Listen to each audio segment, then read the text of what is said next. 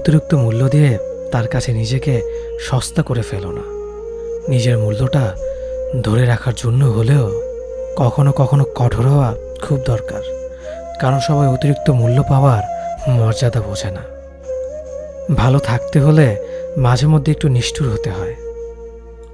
যে তোমার বিশ্বাস ভেঙেছে তাকে তুমি ধন্যবাদ দাও, কারণ সে তোমার চোখে আঙুল দিয়ে দেখিয়ে দিয়েছে সবাই বিশ্বাসের যোগ্য না।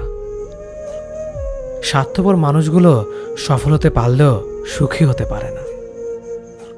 বুঝতে শিখুন কে সময় নিয়ে আপনার সাথে কথা বলে আর কে সময় পেলে আপনার সাথে কথা বলে।